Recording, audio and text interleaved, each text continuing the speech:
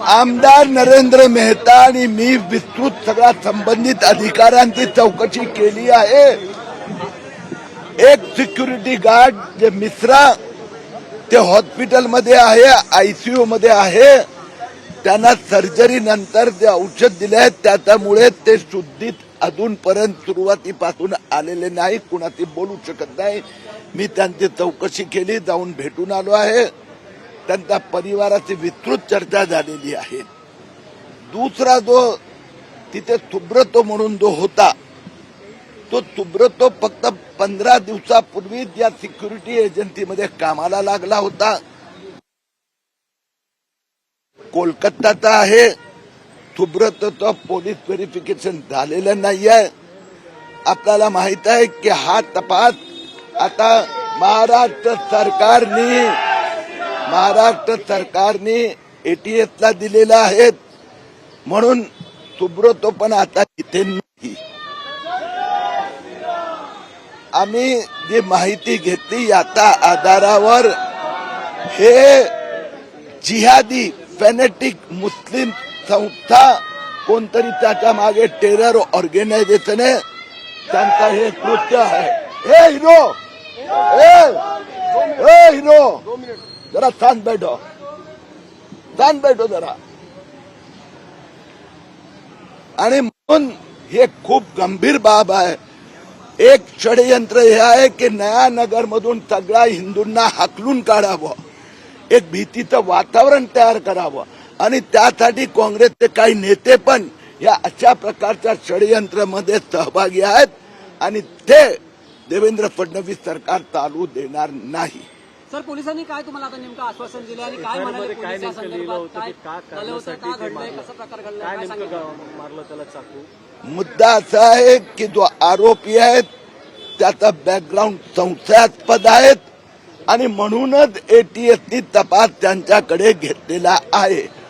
भयंकर सुशिक्षित, लहानपणीच अमेरिकेत गेलेला, तिथे त्याचं बीएससी हायर लेवलचं शिक्षण झालेलं आहे.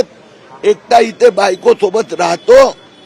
आणि म्हणून ह्या तपासात अति भीती वाटते की हे मुस्लिम फॅनेटिक टेररिस्ट प्रवृत्ती यात आहे.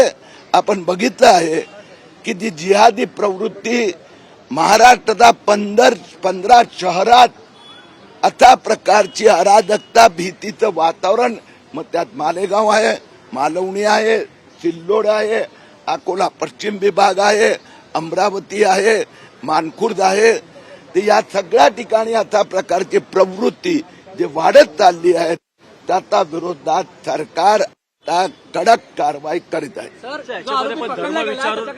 असं सुद्धा म्हटलं गेलं, त्याच्या त्या लिस्ट भेटली, एक चिठ्ठी भेटली, त्याच्यामध्ये सुद्धा असं म्हटलेलं आहे की ISIS मध्ये त्याचा संपर्क होता, संबंध असल्याची माहिती मिळते. त्यामध्ये अनेक शब्द सुद्धा वापरलेले आहेत. तर काय सांगायचं? आता काय आहे की माझ्यापेक्षा तुमचे सोर्स खूप अधिक मजबूत आहे. या स्थानिक पोलिसांनाही 24 तासात काय माहिती कळाली नाही आहे. एटीएसने आता ताबा घेतलाय. एटीएस तुम्हाला डायरेक्ट माहिती देत असेल तर माहित नाही, पण ही गोष्ट खरी आहे. मी सांगितलं की ज्या व्यक्तीने केलाय, ठरवून केलेला आहे, त्याचा मागचा उद्देश पण तोच आहे, जिहादी आतंकी. आणि ते आम्ही सहन करणार नाही. ओके, नाही जाऊ दे. हिंदी अभी पुलिस अधिकारी, डॉक्टर जहां पर ये करते थे, बिल्डर, सिक्योरिटी एजेंसी, हमारे विधायक नरेंद्र मेहता जी के साथ में मेरी विस्तृत चर्चा हुई है. एक जिहादी प्रवृत्ति गए कुछ वर्षों से ये महाराष्ट्र में थोड़ी उसको बढ़ावा मिल रहा है. जिहादी, धर्मांध और टेररिस्ट संबंधी. यहाँ पर जो दूसरा सिक्योरिटी गार्ड था, एक जो मिश्रा जी है, गंभीर है उनकी परिस्थिति, लेकिन इम्प्रूवमेंट की ओर है. सर्जरी हुई है, कभी वो शुद्धि में आए नहीं है.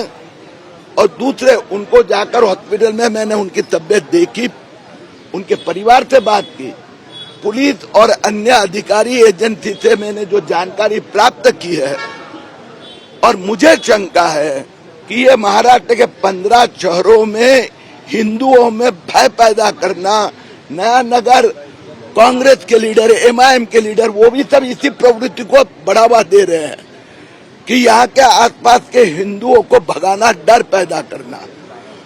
साथ में आपको ध्यान में होगा, मालेगांव में नवंबर 2024 विधानसभा चुनाव में वोट जिहाद फंडिंग घोटाला मैंने निकाला था। उसके आगे जांच में ये बाहर आया है, सिराज मोहम्मद के बेनामी खाते में 2100 करोड़ आए, उसमें से 9 करोड़ इस प्रकार की प्रवृत्ति के लिए खर्च किया जा रहा है। जो दूसरा सिक्योरिटी गार्ड था सुब्रतो, सिक्योरिटी कॉन्ट्रैक्टर तिवारी ने हमें बताया कि वो 15 दिन पहले उसकी कंपनी में आया, उसका कोई बैकग्राउंड चेक नहीं किया गया, पुलिस वेरिफिकेशन नहीं हुआ है, उसका जो आधार कार्ड है वो कलकत्ता का है, तो उसके संबंध में भी जांच चल रही है।